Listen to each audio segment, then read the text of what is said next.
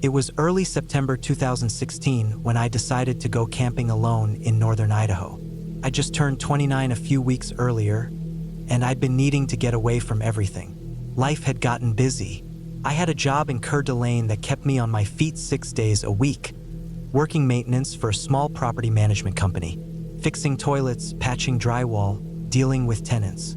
It was starting to get under my skin. I needed the silence. I drove about 3.5 hours northeast, near a spot called Yaak. The area around there gets remote real fast. Once you pass Bonner's Ferry, the roads thin out and the woods feel thicker, wilder. No billboards, no traffic lights, and no real cell service. That's what I wanted. Peace, space, no emails. Just me and the trees for a weekend. The spot I picked wasn't on any official campground. I looked at maps and figured I could tuck myself in near a shallow stream just east of some Forest Service road. I'd read online that people sometimes dispersed camp there, and it seemed secluded enough without being dangerously deep into nowhere. I left my apartment on a Thursday morning, got gas in Sandpoint, and reached the trailhead around 2 in the afternoon. I parked where the gravel turned into dirt and slung my pack over my shoulder, carrying my tent, gear, and 3 days worth of food. I hiked a few miles in, keeping an eye out for a level patch of ground close to water.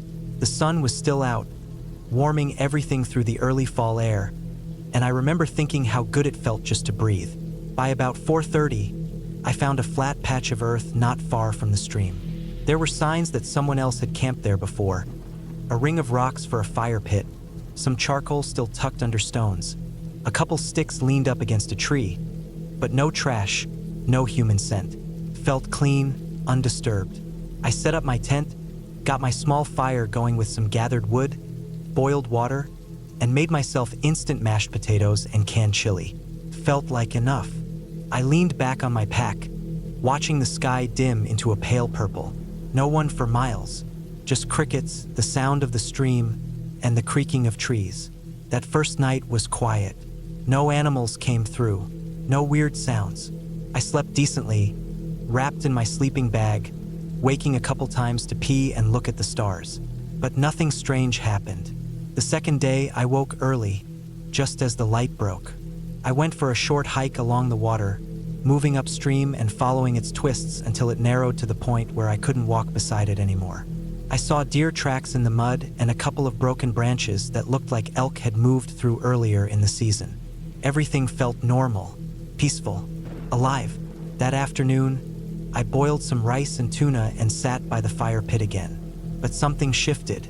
I felt it more than saw it, like a pressure, like the woods weren't as empty as I thought. I paused my chewing and scanned the trees. No movement, no sound except the water and occasional birds. But the feeling stuck with me. I chalked it up to being alone, maybe just being out of practice. I'd spent a lot of weekends camping when I was younger, but this was my first solo trip in years. The mind can wander. You start imagining things. I told myself not to make up nonsense and tried to shake it off. Still, I kept my small hatchet tucked inside the tent flap that night, just in case. That night, I had a harder time sleeping. It wasn't fear. Not exactly. Just unease. I heard a few distant thumps around 1 a.m. Could have been animals. Probably were. But the steps sounded heavy. Not four-legged. Like someone pacing, but far off. I stayed still in my sleeping bag and kept my breathing shallow, ears straining. Nothing came close. The noise stopped after a few minutes. I eventually drifted off again, but my sleep was thin. The third day was when things got weird. I woke up to find something had moved near my sight. Not animals. My gear had shifted.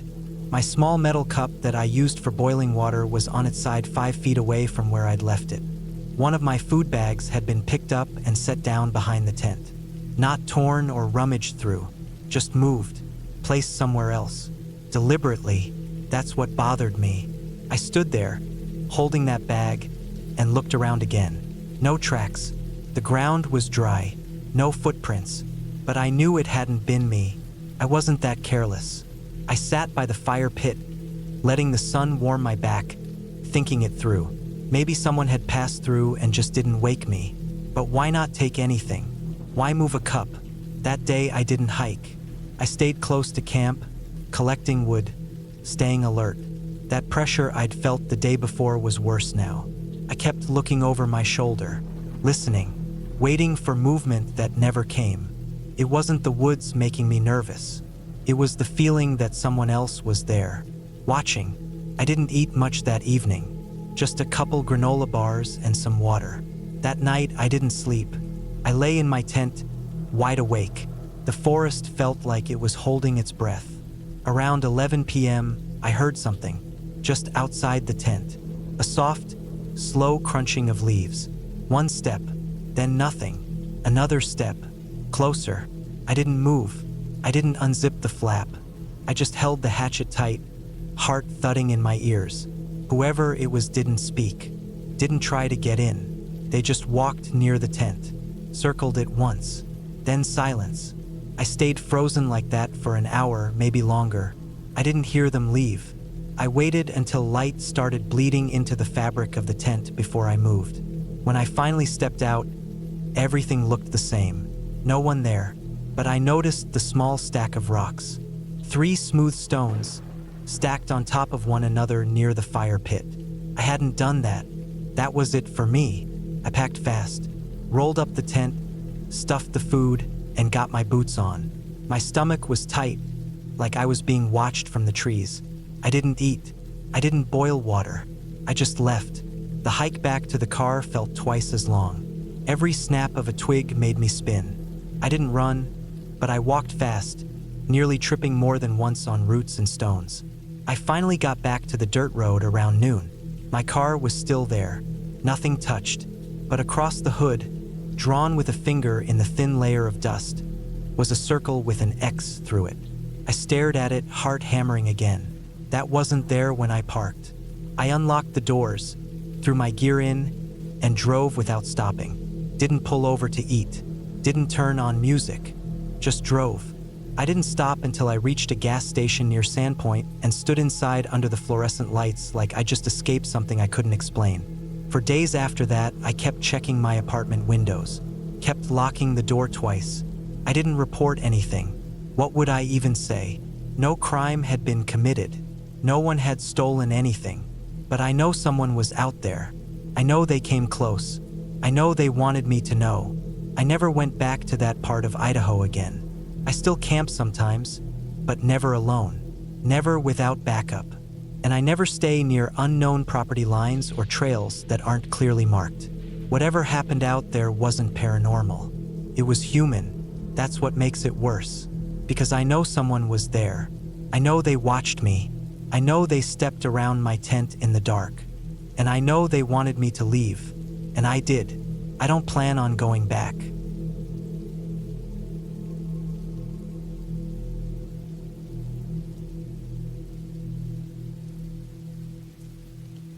It was in the early fall of 2016 when I took that trip.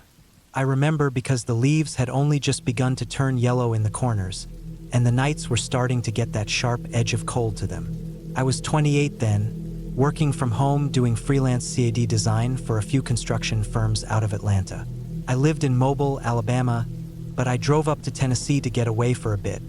Just me and the forest for a few nights. I thought I needed to clear my head. The place I picked was a quiet stretch of land near Roan Mountain State Park. Not one of the campgrounds, though. I wasn't really into staying around other campers. I'd found this patch of forest on a map, a little outside of the main trails, and I figured I'd try a more isolated experience for a change. I parked about a half-mile from a gravel Forestry Service road and hiked the rest of the way in. I had my old green canvas tent, the same one I'd been using since college. It leaked a little if the rain came in at a bad angle, but I knew how to rig a tarp up over it.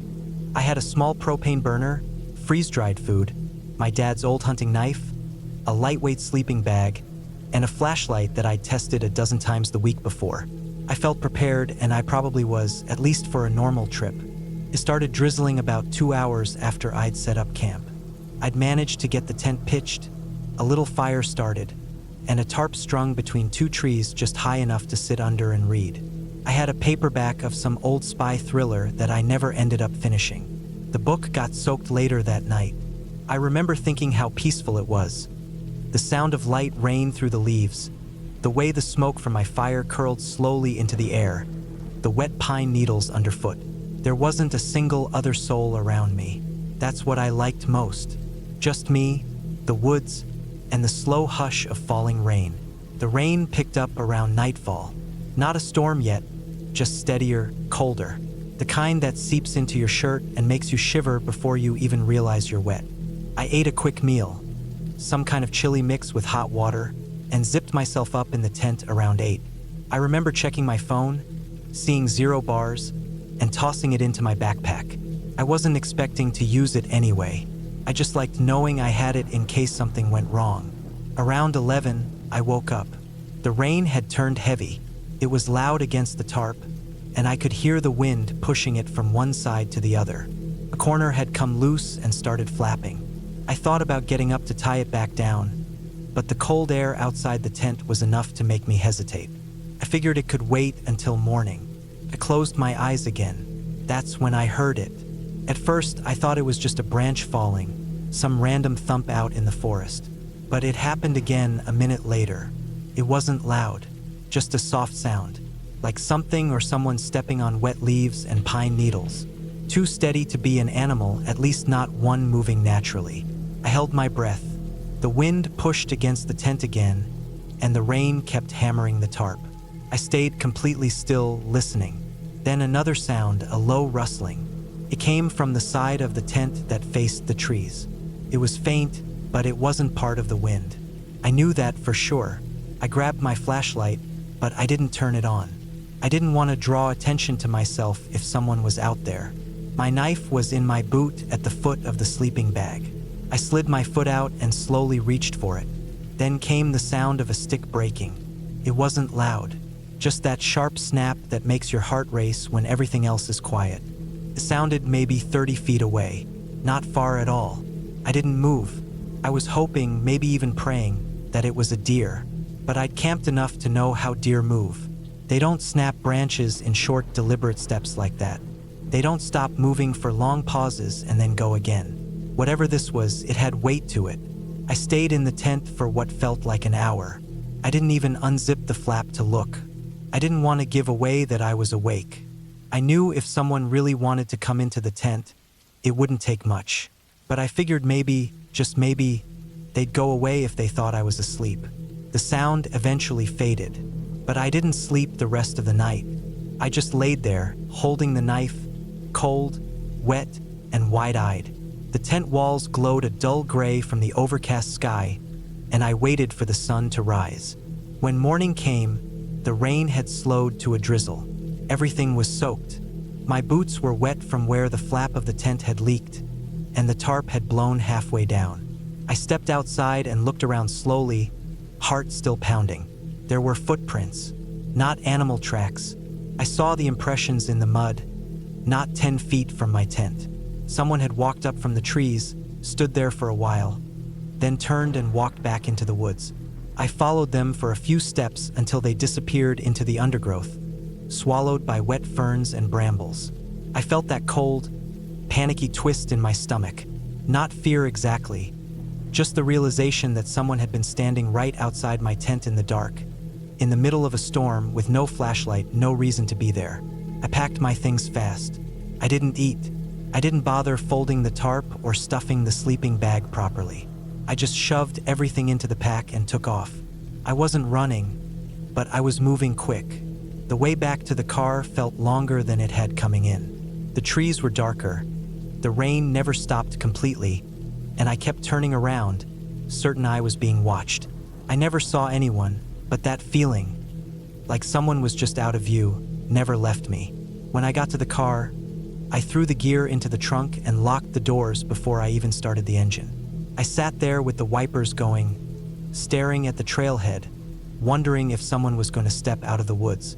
Nothing happened. I pulled out and drove until I hit a town with a gas station. I went inside, bought a coffee I didn't really want, and sat in the parking lot drinking it while trying to calm myself down. I kept looking at the rearview mirror. I didn't stop again until I crossed the state line back into Alabama. That night, I stayed at a friend's house.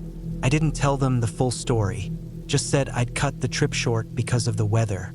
I didn't feel like trying to explain that someone had stood outside my tent for no reason. I wasn't sure I could explain it.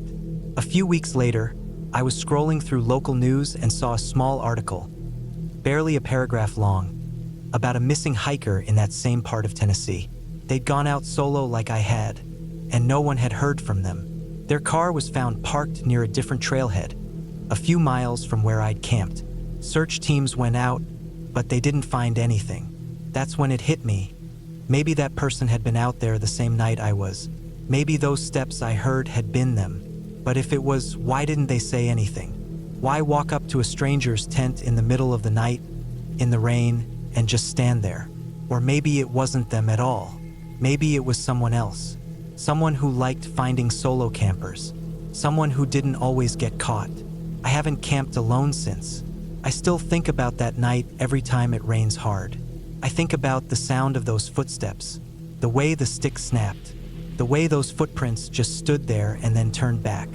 And I still wonder what would have happened if I'd unzipped the tent, or coughed, or moved too much. But I didn't. I stayed still, and I made it out. Sometimes I think that might be the only reason I'm still here.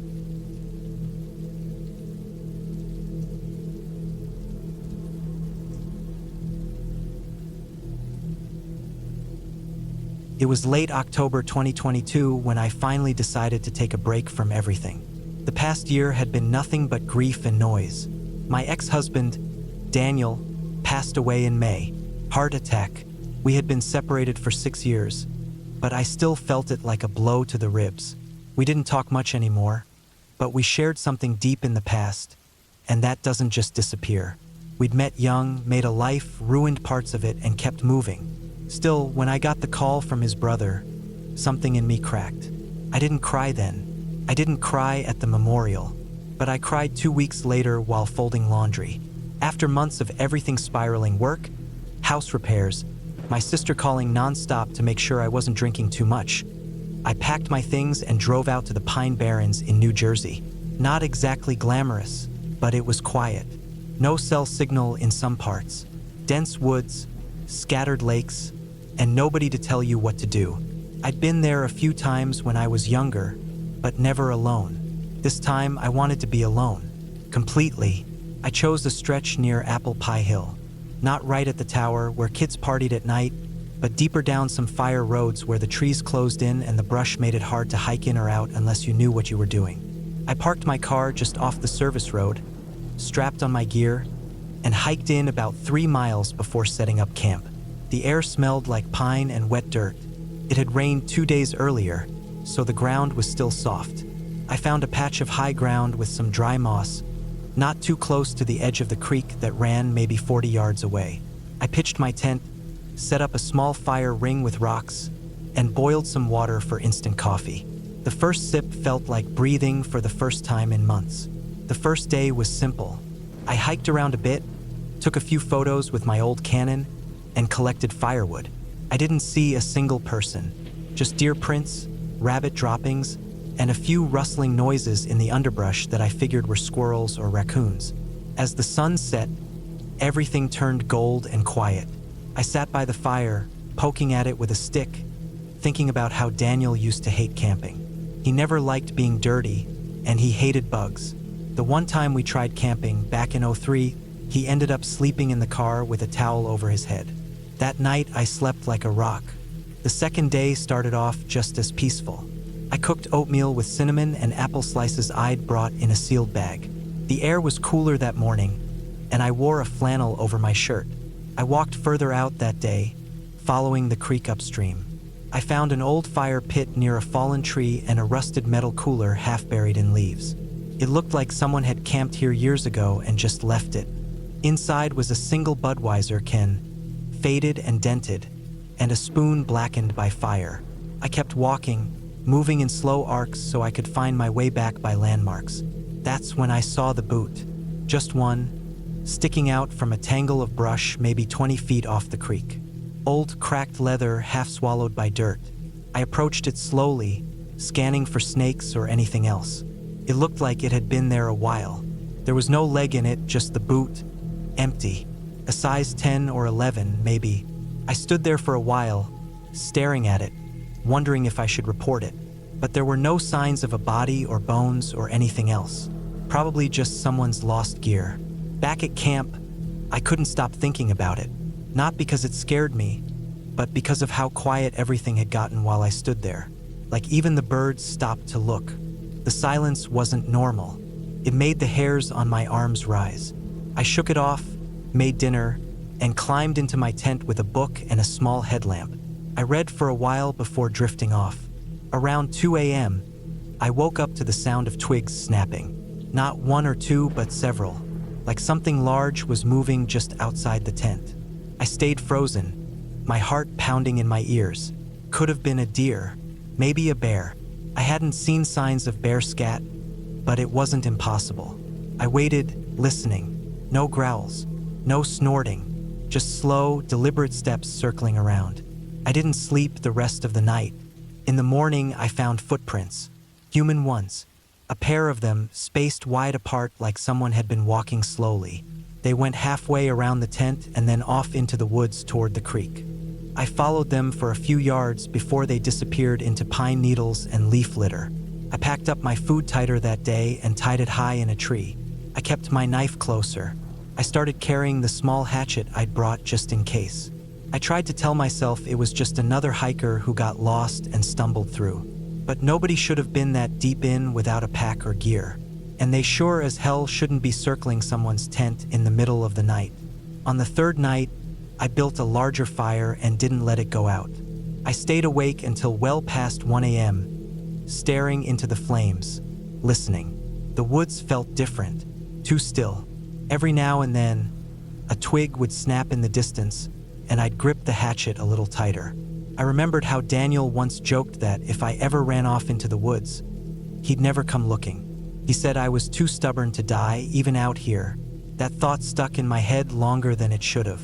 Sometime near dawn, I heard it again. Footsteps, this time slower. They came from the same direction. I stood up and held my breath. I didn't call out, didn't want to give my position away more than the fire already did. I stayed completely still. The footsteps stopped maybe 15 feet from where I was standing. Then nothing, not a sound. Whoever it was stood there in silence, just beyond the reach of the firelight. Eventually, I sat back down, axe across my lap. I stared at the trees until the sky started to lighten behind them. When the sun came up, I walked to the spot where the sound had stopped. There were prints again, deeper this time, like the person had stood in place for a while. No signs of a camp nearby, no trash, no tarp, just footsteps in and footsteps out. I made coffee with shaking hands. That afternoon, I walked the perimeter of my camp, widening it by about 100 yards. I found more old boot prints near a cluster of brambles. 2 sets this time. One looked like the same deep tread I'd seen before. The other was lighter, smaller, like a woman's or a teenager's. I packed my tent tighter that night, laid my sleeping bag inside but didn't plan to sleep. I sat with my back to a tree, axe in hand, fire blazing. Every snap of wood, every whisper of wind, I jolted like a live wire. Sometime around midnight, I heard movement again, but this time it wasn't circling. It was pacing, back and forth maybe 20 feet beyond the fire, like they were waiting, watching. I didn't move, didn't run. I stayed perfectly still, watching the dark. And then it stopped. Nothing else happened that night. I don't remember falling asleep, but I must have, because I woke up stiff and sore. The fire burned low. I made a decision right then. I was leaving. I packed everything as fast as I could, skipping breakfast, ignoring my usual cleanup routine. I strapped my gear and started walking out, retracing my GPS points and trail markers I'd scratched into trees on the way in. About 2 miles in, I saw something that made my stomach drop. Pile of rocks, neatly stacked, about the height of my waist, right off the trail under a dead tree. It hadn't been there on the way in. On top was something small and metal. I walked closer and realized it was a wedding ring, men's size, plain silver band, exactly like the one Daniel used to wear. I almost dropped everything and ran. My mind raced. Couldn't be his. It made no sense. He was cremated. The ring was never recovered, but it looked just like his. The same scratches along the side, the same dull gleam. Picked it up, hands shaking. Inside the band were initials. DTKM 1998. My initials. His initials. The year we got married. I didn't remember walking the rest of the way out. Just trees, roots, and silence. When I reached the car, I threw everything in the back seat and drove without stopping until I saw other people. I didn't tell anyone. Not at first. Not for months. When I finally spoke about it to my therapist, she said grief does strange things. That maybe I left the ring there as some subconscious ritual. But I didn't. I know I didn't. Sometimes, late at night, I'll dream I'm back in those woods. That someone's still walking out there. Watching. Waiting. But I never went back. I keep the ring in a drawer now, wrapped in an old bandana Daniel used to carry in his pocket when he worked on his truck. I don't wear it. I don't touch it. But I know it's there. And I know I'm not going camping again. Not alone. Not ever.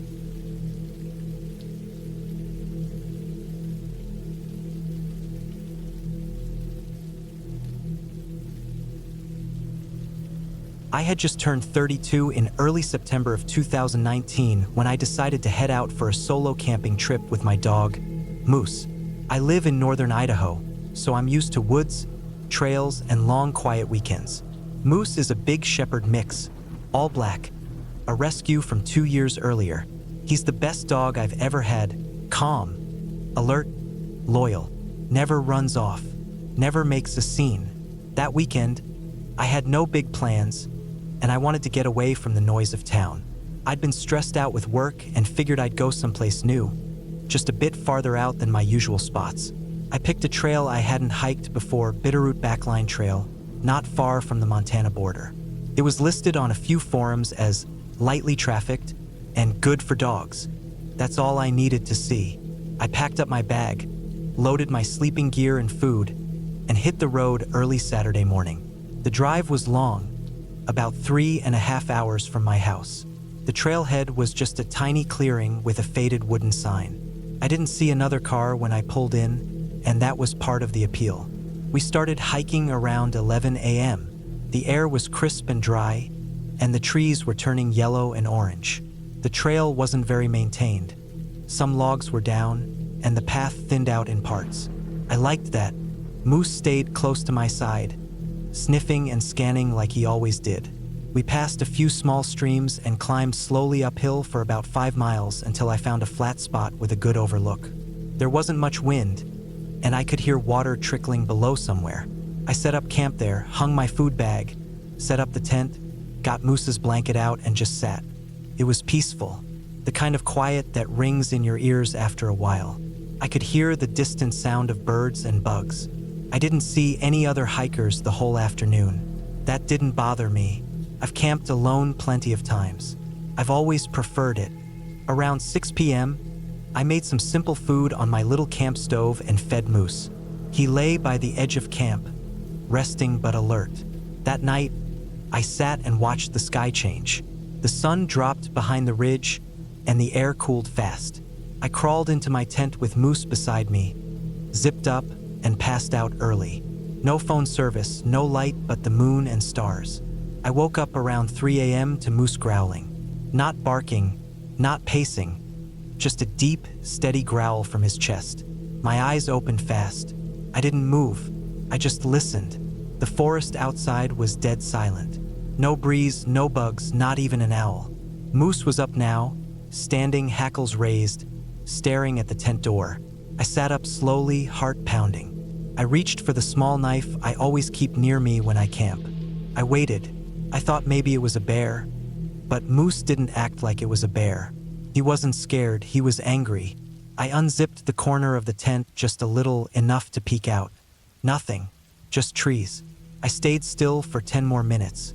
Nothing moved. Then Moose stopped growling, lay back down, but stayed tense, head up, watching. I didn't sleep much after that. The next morning, I checked around camp. No tracks, no signs of anything. Maybe it was a deer, Maybe it was nothing, but moose doesn't growl at nothing. I had planned to stay 2 nights, but I started thinking maybe we'd hike a little farther today and find a new spot. Something about this one felt wrong. I packed up, ate a quick breakfast, and we hiked another couple miles. The trail dropped into a small valley with a narrow river running through it. I followed a faint side trail that curved away from the main path along the river. The ground was soft here, damp, but quiet. I walked another 20 minutes and found a small clearing near the water. It looked like someone had camped here before. Old fire ring, a few logs pulled into a square. I set up again. By mid-afternoon, I was feeling better. Moose was relaxed again, and the river made steady noise. I fished a little, didn't catch anything, just killed time. I cooked again around 6 and sat by the fire until dark. This time, I stayed up later, watching the shadows move across the trees. I didn't want another 3 a.m. scare. When I finally crawled into the tent, I left the rain fly off so I could see the sky. Moose curled up close. I think we both drifted off around 10. Then I heard something. Not moose this time. A sound outside the tent around 1 a.m. It was soft, like something stepping on twigs, moving slowly. Not crashing through like a deer, not small like a squirrel. Steady, deliberate.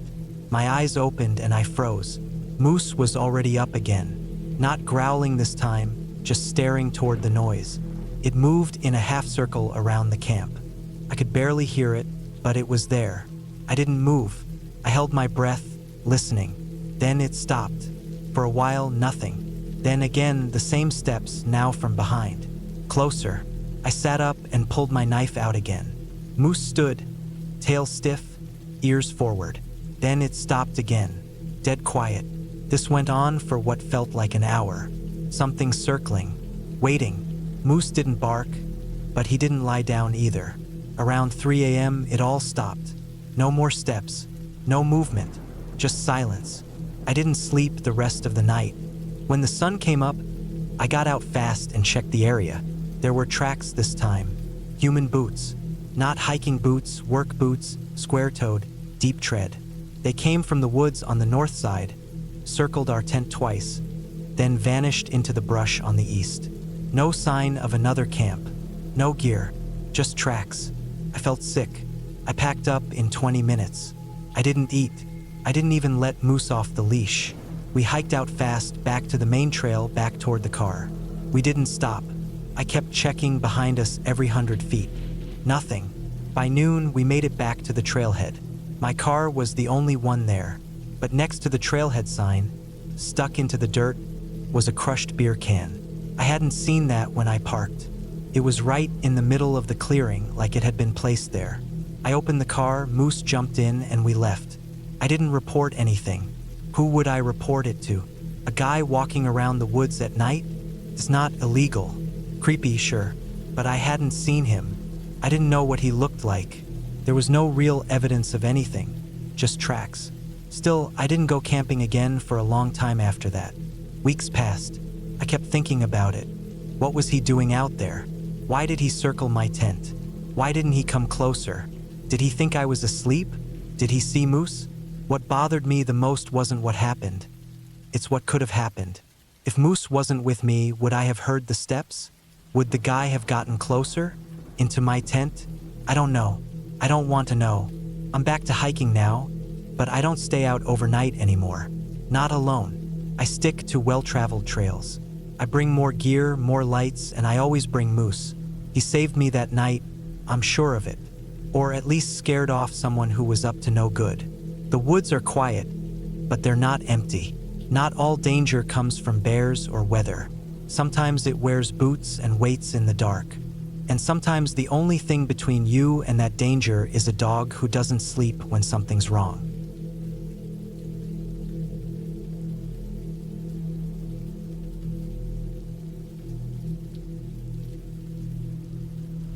Back in the summer of 2019, I was 32 and had just finished a string of long, exhausting work projects.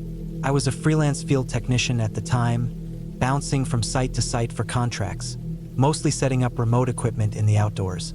After almost 10 months without a real break, I finally had a 2-week window to myself.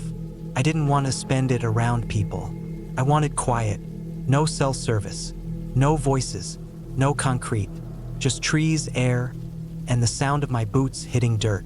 So I packed up my truck, loaded my camping gear, and drove down to Southern Oregon. I didn't pick a fancy site or a well-known trail. I looked at the map, found a chunk of forest west of Klamath Falls that wasn't on any mainstream camping blogs, and decided to go there. It was state-managed land, legal for dispersed camping, and that was all I needed. I drove for hours along winding roads that turned into gravel, and then dirt, and finally nothing but 2 tire tracks cut through grass and pine needles. I parked my truck in a natural clearing about 6 miles from where the closest Forest Service road ended. I saw no other cars, no trash, no fire rings. It felt untouched. I set up camp on the edge of a small rise that overlooked a dense stretch of firs and cedars. It wasn't flat, but I liked that. The slope gave me a bit of view, and it was dry and soft underfoot.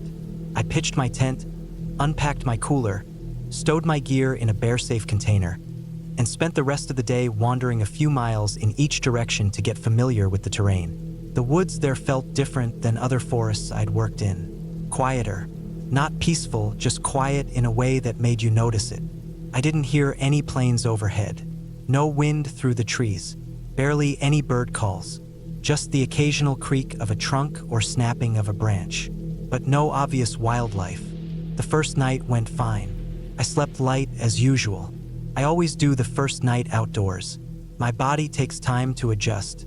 I heard a few twigs snap somewhere in the dark around 2 a.m., but it wasn't close. I figured it was a deer or a raccoon. The second day was just me walking around, eating snacks, reading, and taking pictures. I made a fire, cooked some canned chili, and watched the sky go from orange to black. That night, around 11 p.m., I stepped out of my tent to pee and saw a small patch of ground about 20 feet away that looked different. I don't know how else to describe it. The dirt was packed tighter. It looked grayer. It was a perfect rectangle, maybe 3 feet by 4 feet, tucked between 2 young pine trees. I didn't notice it the day before, even though I must have walked past it several times. At first, I thought it was an old tent spot. Maybe someone camped there years ago and the ground never recovered. But something about it didn't sit right. It was too squared off, too level, and the soil looked freshly turned, even though there weren't any shovel marks. I walked over, crouched, and touched the dirt. It was softer than the surrounding ground. Not wet, but looser. I poked at it with a stick. There was resistance a few inches down, like I hit something flat. I tapped around more and kept feeling the same thing. It wasn't rock. It felt like wood, old wood. I stood there a long time just holding the stick, looking at that patch. My chest felt tight and I didn't know why.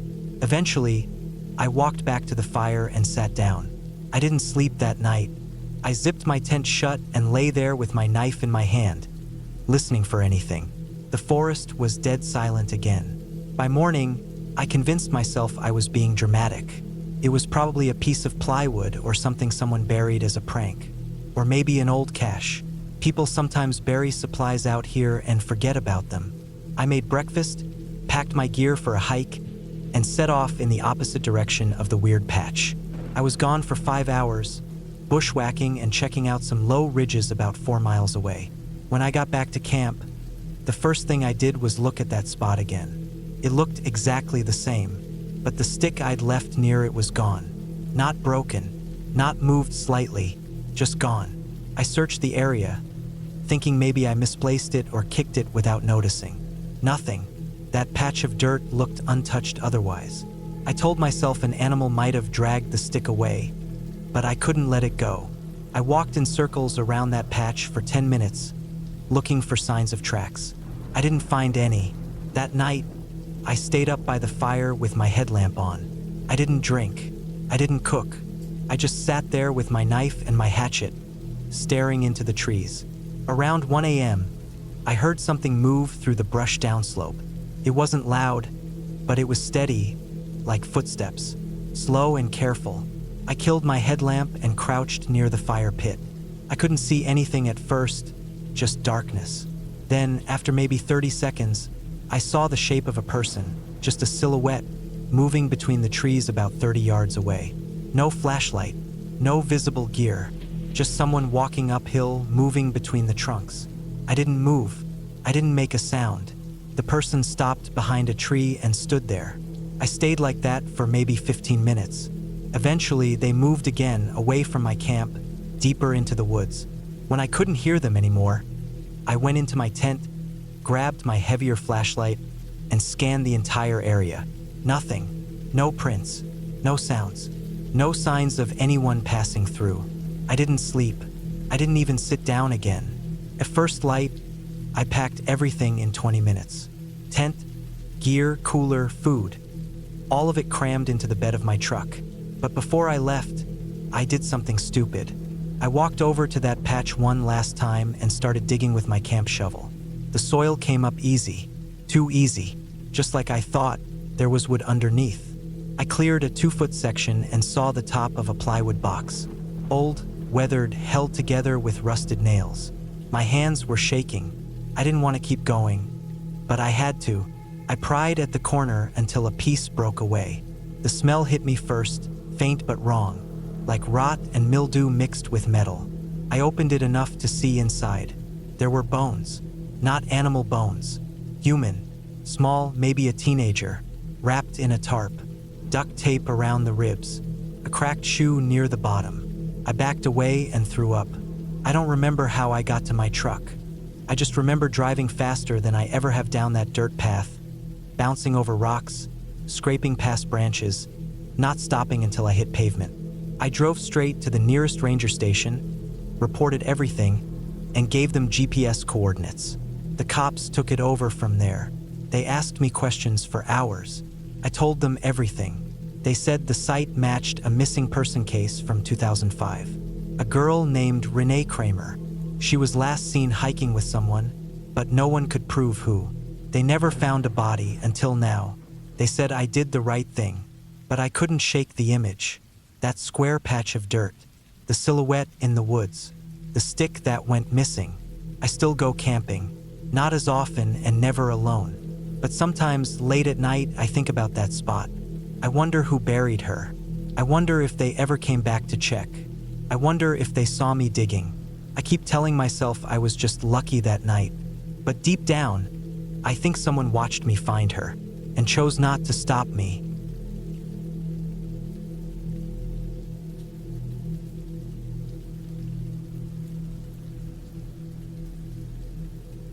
I wasn't new to camping, but I had never gone alone before this trip.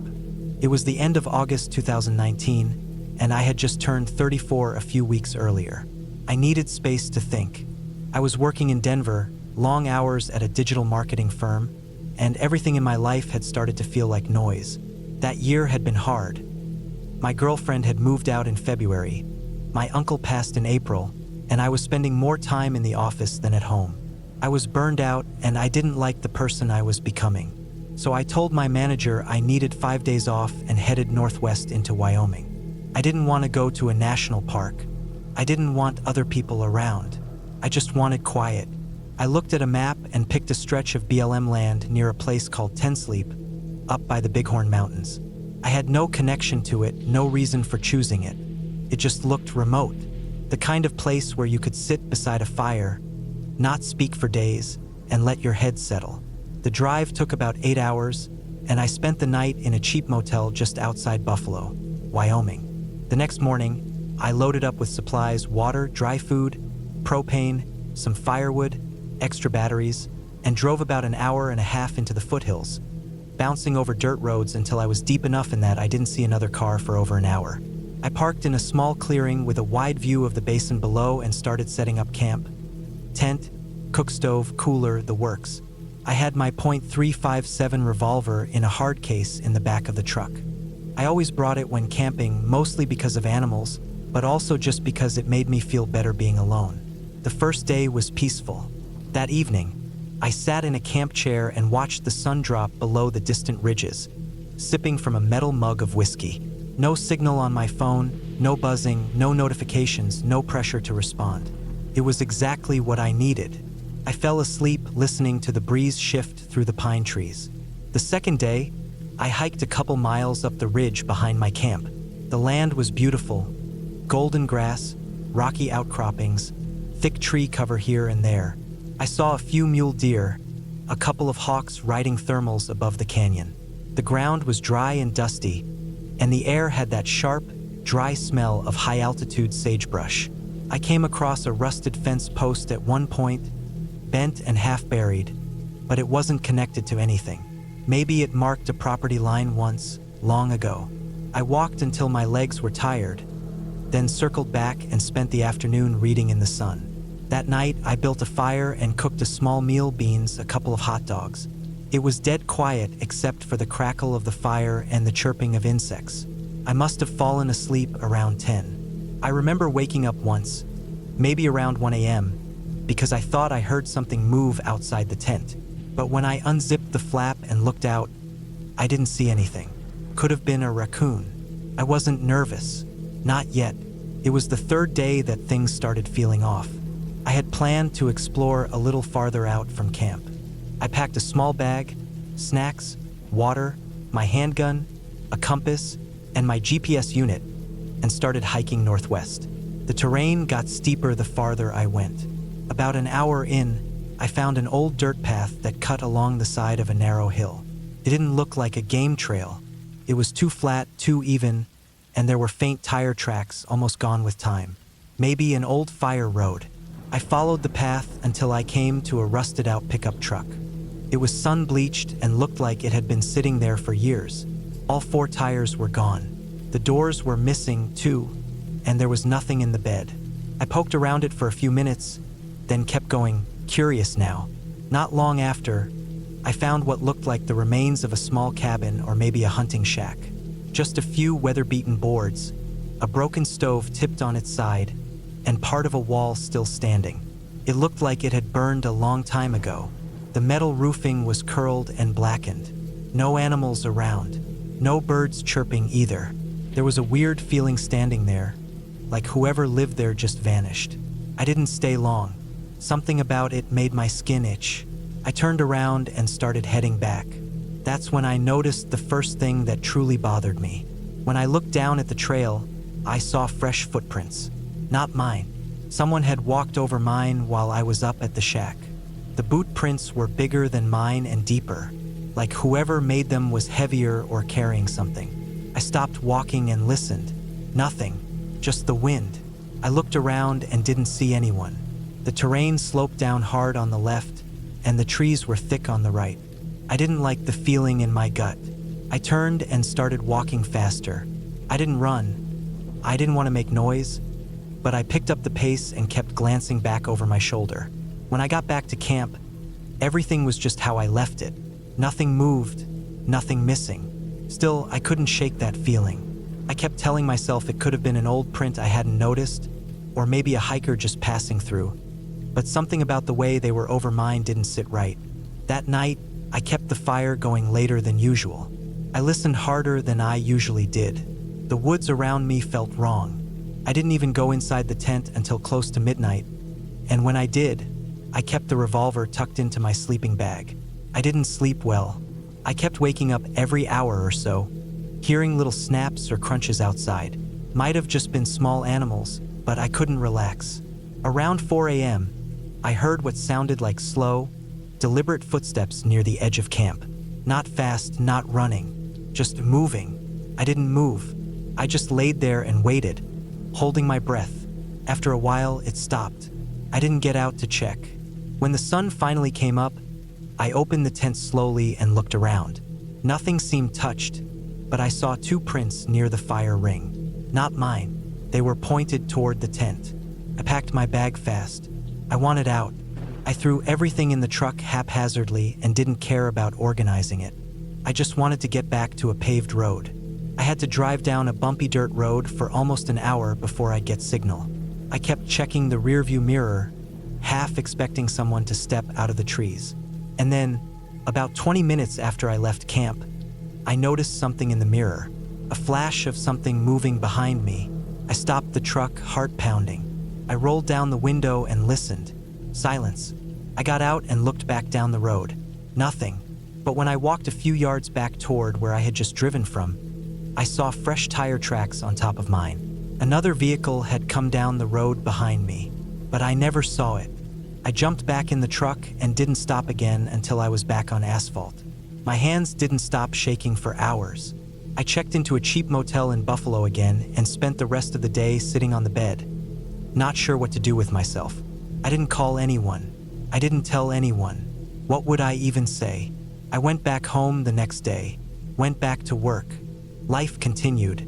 But here's the thing, about 3 weeks later, I got a call from a ranger with the BLM. He said they found my name in a logbook I had signed at a ranger station just outside the area. Standard procedure, apparently, if someone camps on public land for more than 3 days. He asked me if I'd seen anyone else up there. I said no. He told me they'd found another man's abandoned campsite less than 3 miles from mine. No ID, but the site looked lived in. There were cans of food, a sleeping bag, a camp stove. They'd also found a small pair of binoculars, a notebook with writing, and some disposable cameras.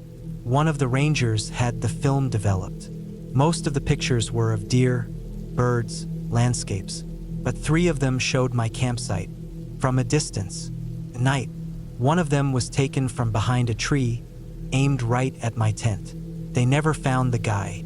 I don't camp alone anymore. I don't go anywhere without telling someone exactly where I'm going. I still don't know who was out there or why he was watching me, but I know I wasn't imagining it. Someone was out there, following, watching, waiting, and I'll never go back.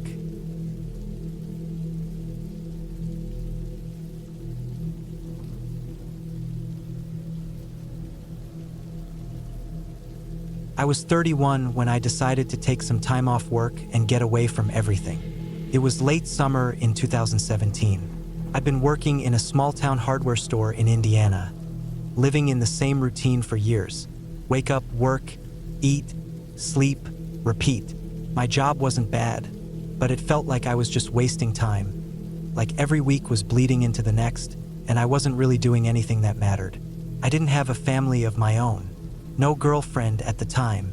Just me and a 1-bedroom apartment above the store. I remembered camping with my dad when I was a kid. Back then, we'd drive a few hours out into the countryside, set up a tent in some open field or edge of the woods, and just sit by the fire until the stars came out. No phones, no noise, just quiet, bugs, firewood, and sky. I missed that. I missed the silence. So I decided I'd go out alone. I took a few days off, packed my gear, and started looking for a place that wasn't crowded or part of some big national park. There was this area I found online, Benton County, Indiana, not too far from the Illinois border. Lots of farmland and countryside, barely any towns. There was this tiny road called County Road 750W that led deep into open fields and sparse woods. A guy on a camping forum said he stayed out there once, off the road in a tree line by a dry creek bed. No trails, no markers, no traffic. Just flat land, cornfields, and patches of forest. It sounded perfect. I left on a Thursday morning, took my car down Route 41, and cut west through a few back roads until I reached 750W. It was all cracked pavement and gravel. You'd miss it if you blinked. The road stretched on between farms with no houses in sight. I drove a few miles until the fields gave way to a stretch of trees and thick brush. I pulled off on the side and parked my car behind some bushes, out of view. There weren't any signs saying I couldn't camp. It was private land, maybe, but it wasn't fenced or posted. Besides, I wasn't planning on causing any trouble. I loaded my pack, strapped on my gear, and started walking down a slope off the road where the tree line thickened. The land dipped into a shallow depression with dry weeds and cracked mud. Must have been a creek a long time ago. I followed the bed for about a half mile until I reached a small open clearing tucked between trees. It was perfect. You couldn't see the road, and if someone drove by, they wouldn't see you. No sounds except insects and the wind. I set up my tent at the edge of the clearing and started gathering wood for a fire. I took my time, stretching out the work, sweating in the late afternoon sun. I had a machete strapped to my leg and a small hatchet for kindling. The woods weren't too thick, so I could move around without worrying about losing sight of camp. I cleared a fire pit and stacked some dry sticks and logs, then cracked open a can of beans and heated it up. As the sun dropped behind the trees, everything slowed down. The wind got cooler, crickets came out, the sky turned soft orange, then purple, then black. I had no cell signal, which I was expecting. I left my phone in my bag and just sat by the fire, eating slowly, watching sparks float up into the dark. Felt good. That first night, I didn't sleep well. Not because of anything strange, just the usual stuff. New place, tent. Every little noise felt louder. Every snapping twig sounded closer than it was. But I eventually dozed off and woke up around 7 the next morning with the sun shining through the nylon. My body was stiff from the thin sleeping pad, but I felt better. I made instant coffee, stretched, and went for a walk through the woods behind my camp. That's when I found something that made me feel uneasy. About 200 yards from my tent, the trees opened up into another clearing. But this one wasn't natural. It had tire tracks leading into it, deep, fresh ones like someone had driven in just recently. The ground was dry, but the tread marks were clean. It didn't make sense. There weren't any roads nearby, and even an ATV would have a hard time getting through those trees. At the far end of the clearing, I saw an old trailer. Not a camper, more like the kind you'd hitch behind a truck to haul stuff. It was rusty and dented, sitting on flat tires. There were plastic bags stuffed inside and some broken tools scattered around it. A bent shovel, a smashed plastic crate, some torn tarp. It looked abandoned, but not old abandoned. It had the look of something someone still used from time to time. I didn't touch anything. I just looked around, noted it in my head, and slowly walked back to my camp. That afternoon I tried to relax, but I couldn't stop thinking about the trailer. I kept telling myself it didn't mean anything. Maybe a farmer stored junk out here. Maybe someone came through hunting a few weeks back. But I couldn't shake the feeling. That night I kept my hatchet closer. I didn't sleep much, not because of noise this time, but because I kept expecting to hear something. Footsteps, voices, a car. Nothing ever came, but my nerves were all twisted up. The third day, things got worse. It was a little after noon, and I had just come back from refilling my water bottles at a small pond I found further west. When I stepped into the clearing, I stopped cold. Something was off. My gear had been moved, not stolen, just shifted. My sleeping bag was turned sideways.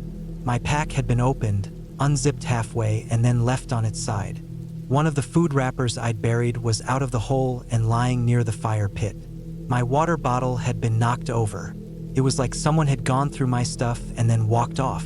I looked around the trees, listening, holding still. I didn't hear anything, didn't see anything. I crouched and checked the dirt. No clear footprints, but the ground was soft enough in spots that you could tell something or someone had walked through recently. I wanted to leave, but I told myself to calm down. Could have been a raccoon, could have been a fox, could have been wind, even. I was jumpy, already on edge from that trailer and the fact that I was alone. I tried to convince myself I was being paranoid. I packed everything tightly that night. I even set up a small line of sticks around the tent, just enough that I'd hear if something stepped through them. I didn't light a fire. I ate cold jerky and bread and stayed inside the tent once it got dark. Sometime after midnight, I heard something. It wasn't close, but it was real. It sounded like metal, a soft clang, like something bumped against metal, maybe 100 yards out toward the direction of the trailer. I didn't move. I just lay there, breathing slowly, listening. 10 minutes passed, then 20, then silence. I stayed awake until the sky started to get light. I packed up that morning, quickly. I didn't eat. I didn't even drink water. I just took down the tent, shoved everything in my pack, and started moving. I didn't go back the way I came. I didn't want to walk past the trailer.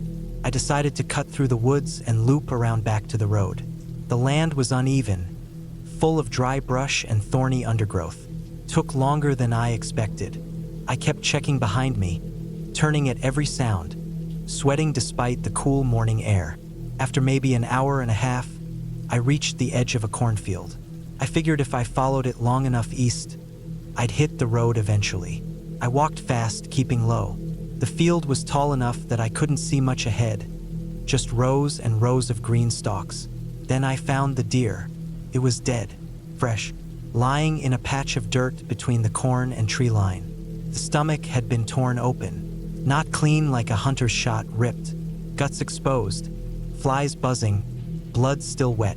Its eyes were still glassy, not yet dulled by death. What scared me wasn't just the deer. It was the fact that someone had clearly dragged it there. You could see the trail, flattened grass, streaks of blood, like it had been pulled by the legs. And the direction it came from? The same direction I had camped. I didn't wait. I took off, practically running, not even looking at my map.